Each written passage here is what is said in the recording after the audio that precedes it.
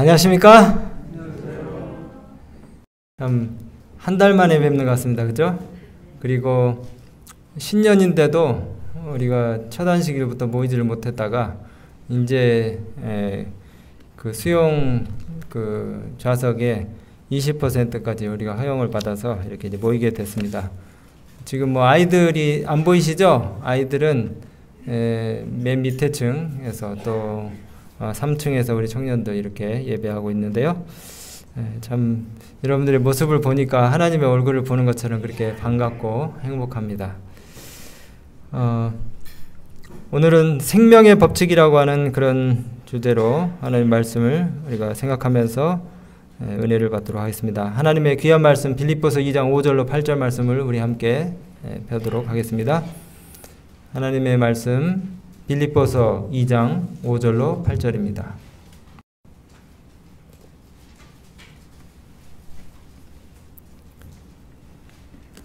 빌립보서 2장 5절로 8절 말씀을 읽어드리겠습니다. 우리 다 같이 읽어볼까요? 너희 안에 이 마음을 품으라. 시작. 너희 안에 이 마음을 품으라. 곧 그리스도 예수의 마음이니 그는 근본 하나님의 본체이시나 하나님과 동등됨을 취할 것으로 여기지 아니하시고 오히려 자기를 비어 종의 형체를 가져 사람들과 같이 되었고 사람의 모양으로 나타나셨음에 자기를 낮추시고 죽기까지 복종하셨으니 곧 십자가에 죽으심이라. 아멘. 요즘 뉴스에 정인이 사건으로 세상이 아주 떠들썩한데 참 이기적인 인간의 마음을 생각하면 가슴이 너무 답답하고 숨이 턱턱 차오르지만 우리가 잠시간 눈을 돌려서 주변의 그 자연의 경이롭고 신비한 사물들과 현상들의 변화들을 바라보면은 많은 교훈과 깨달음을 얻게 됩니다. 세상을 유지시키는 법칙들이 많이 있는데요. 자연과학의 법칙들, 만유인력의 법칙, 보일의 법칙, 또 질량 보존의 법칙, 관성의 법칙, 그리고 연력학 법칙, 냉각의 법칙, 이런 여러 자연과학의 법칙들이 있습니다. 근데 여기 성경이 말하는 아주 귀한 생명의 법칙이 있어요. 그게 뭡니까? 아마 예언의 신을 읽어보신 분들 잘 아시겠지만 그것은 바로 자아희생의 법칙. 자아희생의 법칙이고 다른 말로 하면은 자아보존의 법칙입니다. 자아희생의 법칙이 자아보존의 법칙이라고 하는 그런 그 내용이 시대의 소망에 나와요. 사실 이 아담과 하와 때로부터 하나님의 율법에 대한 그 불순종이 초래한 죄의 결과들, 그리고 그 고통들이 인생의 많은 수고와 고통들을 불러왔지만 죄로 물든 이 세상이 고통과 아픔만으로 가득 찬 것은 아닙니다. 우리 주변을 둘러싸고 있는 이 피조세계의 그 천연계들, 이것들이 우리에게 큰 위안과 희망의 기별을 안겨주고 있어요. 꽃들은 잡초 속에서 피어나고 장미는 가시를 가리우고 또 피어나는 꽃봉오리마다 풀잎마다 새들의 행복한 노랫소리가 향기로운 꽃들이 푸르른 관목들이 하나님의 따스한 사랑과 돌보심을 노래하고 있습니다. 그래서 이 피조세계를 연구하는 과학자들은 자연의 생태를 자세하게 그렇게 관찰하면서 자기 희생과 상호 봉사의 삶을 통해서 조화와 균형을 이루고 있는 것들을 발견해요. 예를 들면은 이 나무는요, 곤충에게 먹이를 제공합니다. 어떻게 해요? 곤충들, 벌레들이 뭘 갉아먹어요? 나뭇잎을 갉아먹고 그 다음에 그 열매를 먹고 또 진액을 빨아먹고 이렇게 하면서 나무가 곤충들한테 혜택을 제공하는데 고목이 돼서 썩어가면서도 곤충들의 보금자리를 갖다가 제공해요. 반대로 곤충은 나무한테 무슨 혜택을 줍니까?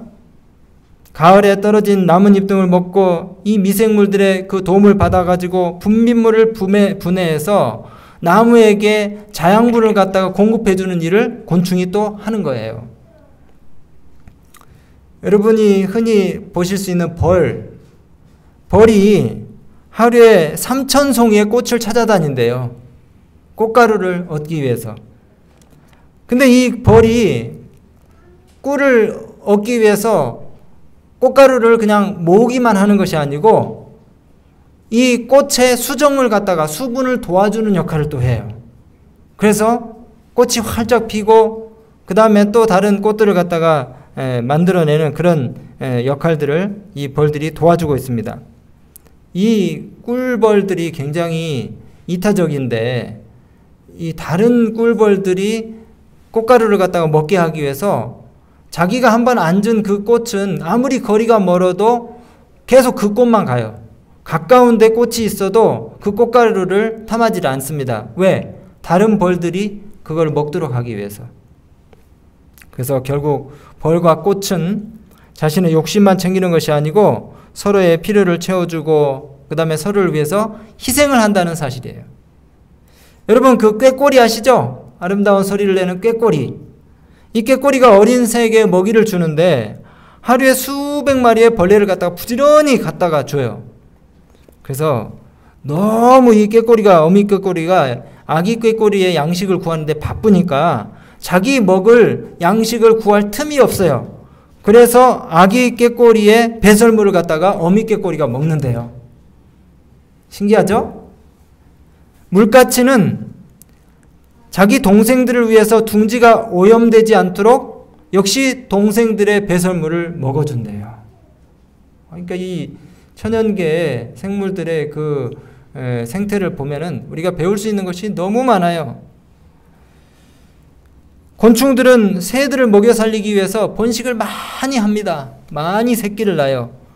이런 사실들을 우리가 눈여겨서 보면은 이 피조세계가 꼭 적자 생존만이 있는 것은 아니에요. 강한 자만이 살아남는다는 그런 이론만으로 우리가 이 세계를 이해할 수가 없습니다. 이렇게 하나님께서 만드신 천연계가 나의 이익만을 추구하며 옆을 돌아보지 않는 이런 그 경쟁적인 이기심으로 가득 찬 그런 사람들에게 상호 봉사와 이타적인 그런 삶을 통해서 이웃을 배려하고 또 사랑하는 마음으로 사는 것이 행복의 근원임을 가르쳐주고 있는 것입니다. 그래서 이런 자연의 모습들을 우리가 보면서 창조주께서 우리 인간들이 어떻게 살 것인가에 대한 실물 교훈들을 주고 계시는데 오늘 주제 성경절 빌립보서 2장 5절부터 8절에 있는 이 말씀은 완전한 자기 희생을 통해서 생명의 법칙을 증명해 보이신 그 예수님에 관해서 우리에게 소개하고 있습니다. 다시 읽어볼게요. 너희 안에 이 마음을 품으라. 곧 그리스도 예수의 마음이니. 예수의 마음이 어떤 마음입니까? 예수의 마음이 어떤 마음이죠? 네, 십자가에 죽기까지 우리를 섬기신 마음이에요. 우주의 주인께서 자기가 만드신 그 피조물들보다 더 자신을 낮추심으로써 본을 보이신 그 마음입니다. 바로 이 말씀 속에 피조세계를 지배하는 그런 생명의 원칙을 우리가 배우게 되는데 이타적인 마음을 가지고 살아야 되겠다. 그렇게 오늘 결심하시는 분들이 많이 있으실 거예요. 제가 그렇게 되기를 또 바라는 마음으로 이 말씀을 준비했고요. 그러면은 우리가 어느 정도까지 희생하고 봉사하면서 살아야 되는가? 어느 정도까지? 이런 질문을 우리가 갖게 됩니다. 참 인간이 그냥 보면은 한없이 이기적인 것 같죠, 그죠? 사람이. 물론 사람은 깊은 내면에 이기심도 있지만은 남을 도울 때의 행복을 느낄 줄 아는 그런 마음이 있어요. 선한 마음이 기본적으로. 제가 호주에서 이제 예전에 여행을 하는데 이렇게 전철을 타고 가는데 그때는 한 달이 좀 여행을 가가지고 한 달이 좀 지났을 때라 호주머니에 돈도 별로 없고 그 다음에 제가 가고자 하는 그 목적지도 제가 어딘지 잘 모르고 이렇게 할 때 지하철에서 아무나에게 백인이에요. 아무나에게 말을 걸어가지고 내가 가려고 하는 이 목적지가 여긴데 어떻게 좀 가면 되겠냐고 그랬더니 그 사람이 막 말을 붙이더라고요. 그래서 저도 신이 나가지고 이 얘기 저 얘기 막 하면서 처음 보는 사람인데 이 얘기 저 얘기 하면서 그동안에 한 달 동안 여기 호주 와가지고 돌아다니는 이야기 이런 얘기를 막 했어요. 한 40, 50분 동안. 그리고 이제 딱 자기 내릴 때쯤 돼가지고 저보고 다다음 정거장이면은 너 내려야 되니까 잊지 말고 내리라고 그러면서 호주머니에서 막 뭘 뒤적뒤적 하더니 돈을 꺼내가지고 딱 주는 거예요. 그때 돈으로 25,000원입니다. 한 6, 7년 전에. 큰 돈이죠? 예. 생면부지 알지도 못하는 사람인데 그렇게 용돈을 주고 가더라고요. 예. 그렇게 사람들이 있어요. 좋은 사람들이.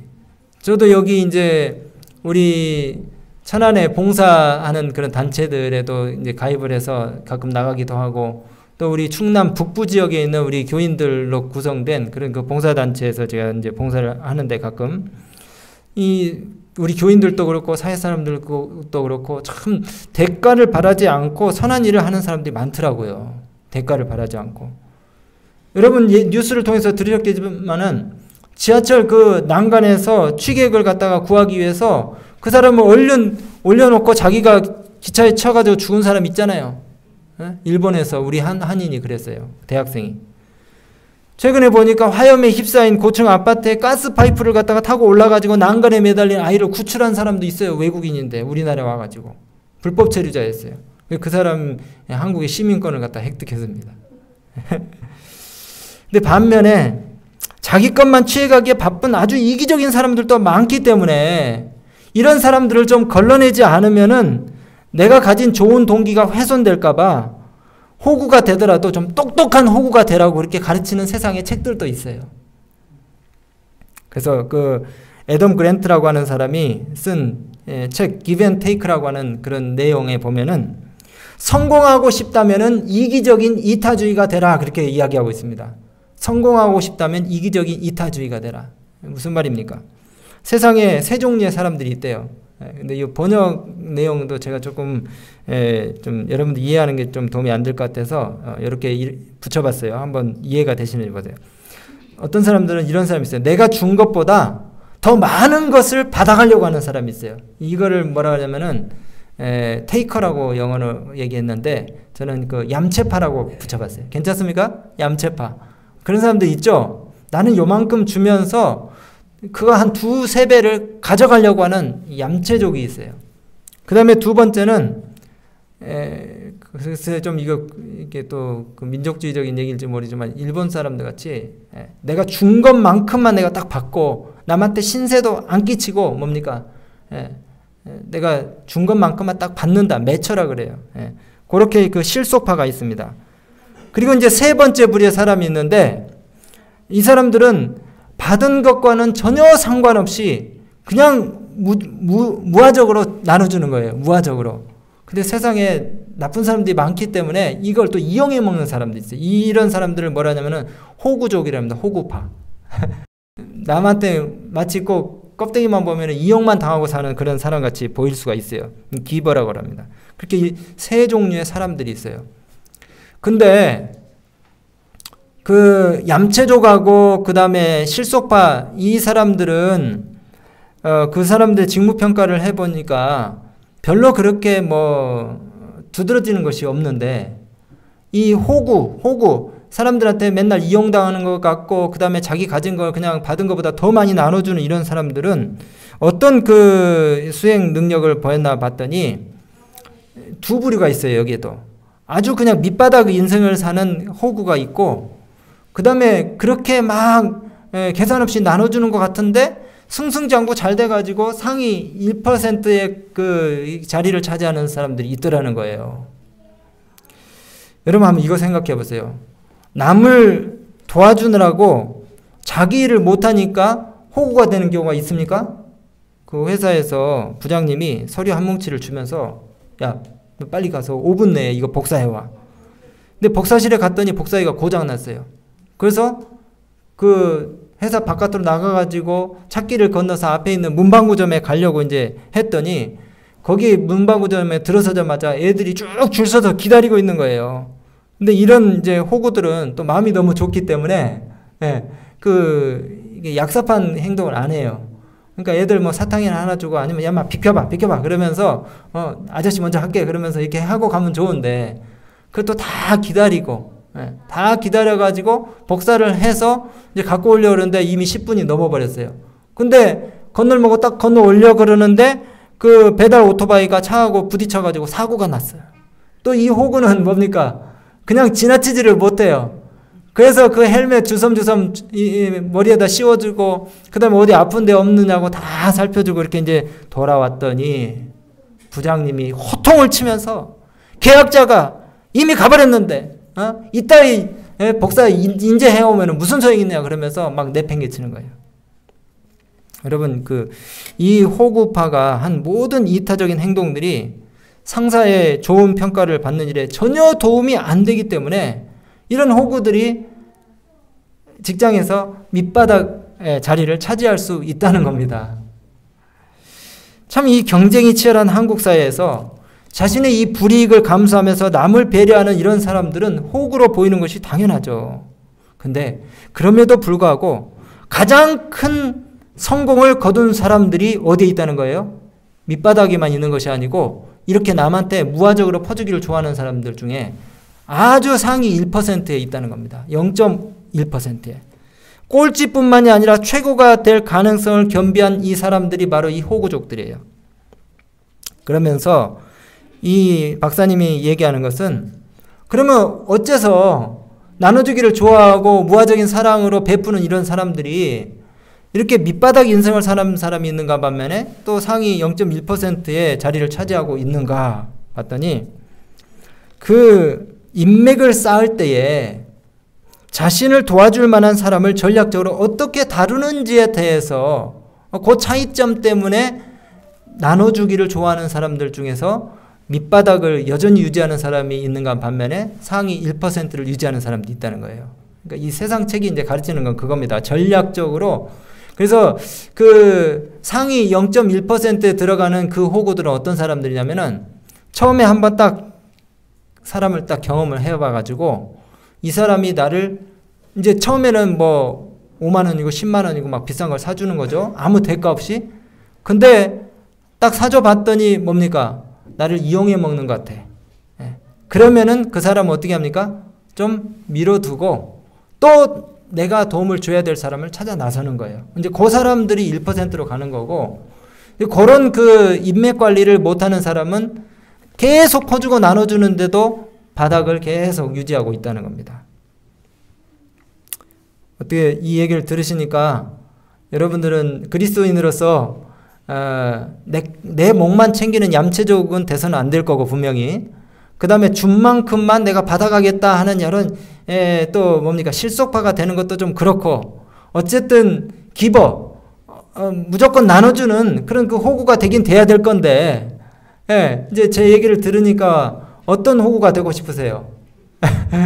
상위 1%, 0.1%의 호구가 되고 싶습니까? 아니면은 그냥 죽을 때까지 하늘 손해만 보고 사는, 누가 등쳐먹으면은 그냥 그렇게 이용만 당하는 그런 호구가 되고 싶습니까?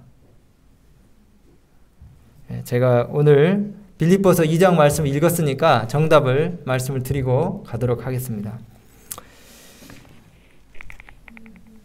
여러분, 이 책의 결론은 이 세상에서 성공하고 싶다면 이기적인 이타주의자가 되라고 그렇게 이야기를 하면서 상위 0.1% 아니면 그 위에 있는 사람이 되라고 그렇게 이야기합니다. 그런데 성경 말씀은 뭐라고 말씀하십니까?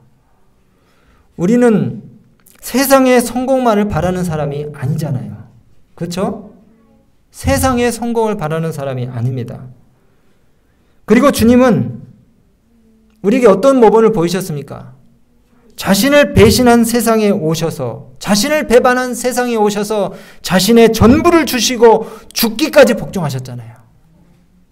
우리의 바라는 것이 다만 이 생뿐이면 위에 있는 이 사람의 책의 내용처럼 살아야죠. 전략적으로 배품을 하고 내 실속 챙기면서 눈치 빠르게, 그래서 베푸는 삶도 전략적으로 어리석은 기버가 되지 않도록 손해를 최소화하면서 나누고 베푸는 것을 생산성 있게 그렇게 해야 될지 모릅니다. 그러나 천연기와 성경과 예수님은 우리에게 그렇게 말씀하고 계시지 않아요. 천연계로 다시 돌아가서 우리가 생각을 해보면 자연은 사람을 골라가면서 혜택을 제공하지 않습니다. 여러분, 곡식을 여물게 하는 햇빛과 비가 악인들에게는 안 내리고 저기 있는 안식일 교인들에만 내립니까? 아니에요. 성경에 있는 말씀 그대로, 그리고 천연계가 우리에게 증명해 두시 적당한 햇빛과 비가 악인과 선인에게 모두 다 공평하게 제공되는 것이 자연의 본성입니다.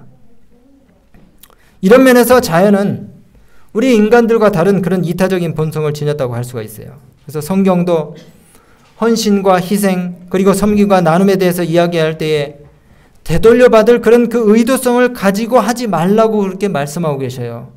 물 위에 내 식물을 뭐하라? 던지라. 물 위에 던지면 어떻게 됩니까? 그거 녹아가지고 꼬르륵 물에 가라앉아 버리면은 형체도 찾을 수 없어요. 이게 나한테 다시 되돌아올 기대를 할 수가 있습니까? 없습니까? 전혀 할 수가 없는 거예요. 여러분, 예수님의 생애가 그랬습니다. 내가 베푼 선행의 어떤 그 결과와 상관없이 그것들이 행해져야 된다고 주님께서 모본을 통해서 우리에게 이 땅에 계실 때 보여주셨어요. 여러분, 예수님께서 십자가에 가시기 전날 밤에 제자들과 마지막 식사를 하실 때에 갑자기 천한 그 종들이 하는 발 씻는 일을 제자들을 위해서 하셨습니까? 제자들이 너무나 놀라고 당황했어요. 왜 천한 종들이 하는 일을 우리 주님이 하십니까? 그런데 섬김과 낮아짐과 희생과 봉사의 본을 보이시기 위해서 그분이 전혀 되돌아올 것 같지 않은 그런 보답을 바라지 않는 그런 일을 주님께서 하셨습니다. 마가복음 10장 45절에 인자가 온 것은 섬김을 받으려 함이 아니라 도리어 섬기려 하고 자기 목숨을 많은 사람의 대속물로 주려 함이니라. 하나님의 아들이 죽기까지 낮아져서 섬기려고 이 땅에 오셨어요. 공생의 내내 그분께서 그와 같은 희생의 본을 보이시고 거룩한 습관을 우리에게 보여주고 가셨습니다. 그래서 오늘 이 말씀이 우리에게 너무나 공감이 되고 와닿는 이유인 것이에요. 너희 안에 이 마음을 품으라. 곧 그리스도 예수의 마음이니. 그는 근본 하나님의 본체이셨지만 종의 형체를 가지고 사람들과 같이 되셨고 자기를 낮추시고 죽기까지 뭐 하셨다고요? 복종하셨다고 말씀하고 있는 것입니다. 여러분, 우리 그 교회가 섬김의 교회, 또 섬김의 종교, 희생의 종교, 사랑의 종교가 되어야 할 터인데 계속해서 이 하나님의 말씀은 섬겨라, 희생하라, 네가 좀 손해봐라, 봉사해라, 너는 낮아지고 남을 높여라, 그러면 살 것이다. 그래야 네가 살고 가정이 살고 교회가 살고 네가 속한 사회가 살고 직장이 살 것이다. 이렇게 말씀해요. 여러분, 이 말씀에 문제가 있습니까? 문제가 있어요? 여러분, 예수님처럼 힘든 일이 있으면은 서로의 발을 씻겨주시고 희생을 하시면 되는 것이에요. 근데 여기에 무슨 또 다른 변명과 이유가 필요합니까? 신앙의 원리는 너무 간단해요. 오히려 자기를 비워 종의 형체를 가져 사람들과 같이 되셨고 곧 십자가에 죽으심이라. 이걸 제자들에게 가르치시기 위해서 주님이 본을 보여주신 것입니다. 오늘 제가 이제 말씀을 정리하면서요. 새해에는 우리 교회가 또 벌써 한 달이 다 가버렸어요.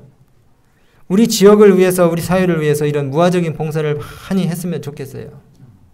이미 우리 교회가 여러 복지 사업들을 통해서 사람들에게 사랑을 전달하고 또 친절과 베풀음을 실천하고 있습니다. 근데 이게 효력을 보려면 시간이 많이 걸려요. 때로는 또 억울한 경우도 당할 때가 있어요. 밑빠진 독에 물 붓기인가 하는 그런 생각이 들 때도 있을 것입니다. 아무런 보답들이 전혀 되돌아오지 않는 것처럼 생각이 될 때에 지칠 수 있어요. 전도를 할 때도 그렇습니다. 죽고 살고 전도해서 교회 인도했는데 보람없이 끝나는 경우들이 있을 수 있어요. 저도 그런 경험들을 좀 해봤어요. 여러분, 그러나 고린도전서 15장 58절의 말씀을 그때마다 기억하시기 바랍니다. 너희 수고가 주 안에서 헛되지 않은 줄을 알미라. 참 그 구덩이에서 꺼내주면은 보따리까지 내놓으라고 하는 그런 경우들이 있잖아요. 우리가 전도를 할 때에도 그런 그 아쉬움을 주체할 수 없을 때가 있습니다. 그런데 이 자아 희생의 법칙이 자아 보존의 법칙이라고 하신 이 말씀을 여러분들이 그때마다 생각해 내시고 여러분들이 하는 그런 봉사일을 계속해서 하시게 되길 바랍니다. 이 법칙은 서두에 말씀드린 불변의 자연 법칙과 같은 법칙이라 반드시 그 효과를 여러분들이 경험하게 되실 거예요.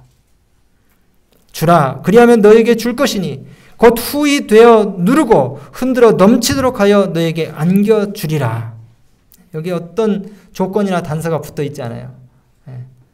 선한 봉사를 하실 때에 낙심하지 마시고 하나님께서 여러분들에게 꼭 보답하실 것을 믿고 계속하시게 되길 바랍니다.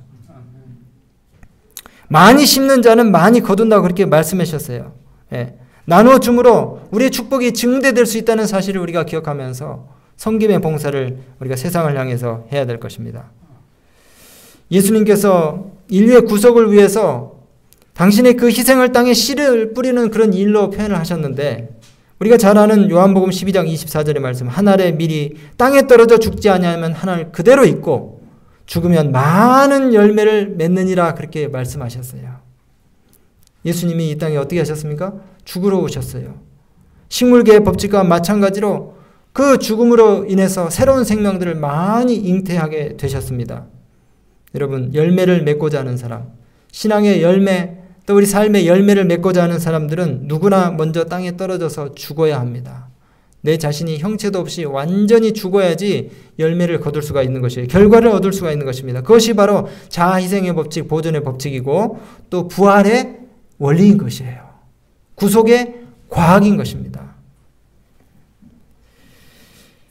오늘 제가 진짜 마치면서 한 재미있는 이야기를 들려드릴게요. 저기 우리 그 센터에 우리 교회 세장도 있고 그 뒤에 또 아동센터에서 만들어 놓은 그 닭장이 있어요. 근데 지난 가을에 보니까 그 닭장에 닭이 이제 뿅아리부터 시작해가지고 잘 자란 닭이 한 20마리 가까이 있었거든요. 근데 그 센터에서 이제 닭들한테 모이를 주면서 그 사료가 꽤 많이 드는데 그걸 그냥 막 엄청나게 뿌려주는데 그 새장이 구멍이 이렇게 크니까 참새가 구멍이 딱 요만한데 그 참새가 거기 들어가더라고요. 닭은 20마리인데 거기서 밥 먹는 참새는 100마리가 넘어요. 그래서 제가 막 우라통이 터지더라고요. 저 많은 사료를 우리 센터에서 귀한 돈을 들여가지고 사가지고 저걸 매일같이 저렇게 쏟아주는데 저 못된 참새놈들이 저걸 다 먹고 있다고.